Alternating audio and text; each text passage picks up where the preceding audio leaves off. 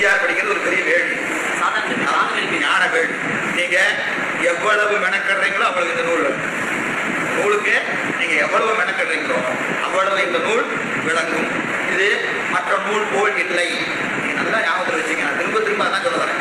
இது சாத்திர நூல் எல்லாம் சிறந்ததுதான், அது ஒன்றும் சந்தேகம் கிடையாது.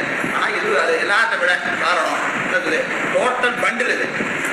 இதுல இல்லாத செய்தியே கிடையாது. இது விளங்கிருச்சுன்னா சித்தாந்தத்தில் உங்களுக்கு எங்கேயும் சந்தேகம் இல்லை, எந்த இடத்துலையும் சந்தேகம் இல்லை. சித்தியார் மட்டும் விளங்கிருச்சுன்னா நமக்கு அதாவது அனுபவமா வருது வரல, அதுதான் ரெண்டாவது. முதல்ல நமக்கு என்ன வராது, எங்கேயும் சந்தேகம் வராது. கருத்தை சொல்லணும்னா எப்படி சொல்லணும், எப்படி சொல்லக்கூடாது, எப்படி சொல்லக்கூடாது என்பதை சித்தியார் படித்தாதான் வரும். சித்தியார் படித்தாதான் மாபாடியை விளக்கும்.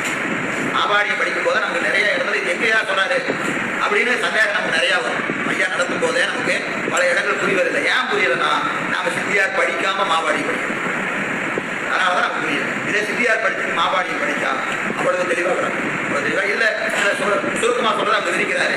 அவர் சுருக்கமாக இங்கே விரிவாக இருக்கிறதா அந்த அவர் சுருக்கிறார். இந்த ரெண்டையும் படிக்கணும். எது சித்தியார் படிக்கணும், மாபாடி படிக்கணும். ஆனால் முதல்ல என்ன படிக்கணும், சித்தியார் தான் படிக்கணும். அதனால எதையுமே நீங்க என்ன செய்யணும், அப்படியே சேர்த்துக்கிட்டே வரணும். 10 பாட்டு படிச்சுதான் 11வது பாட்டு போகணும், 1 10 படிக்கணும்.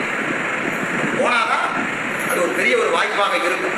உண்மையை சில நூல்கள் எல்லாம் நமக்கு அந்த வாய்ப்பு கிடைக்கிற போது அதை பயன்படுத்திக்கணும். திருப்பி அந்த வாய்ப்பு எப்போ கிடைக்குன்னு யாருக்கும் தெரியாது, யாருக்குமே தெரியாது. அது எனக்கு தான் கொடுப்பாரா கொடுக்க மாட்டாரே தெரியல. நம்மளால சொல்ல முடியுமா, நாளைக்கு எப்படி நம்ம இருக்க போறோம்னு யாருக்கும் தெரியாது, உங்களுக்கும் தெரியாது, எனக்கு தெரியாது. அது எப்படி வேணாலும் இருக்கலாம். இன்றைய நாள் நமக்கு பெருமான் கொடுத்திருக்கிறார். சரி, இனி 6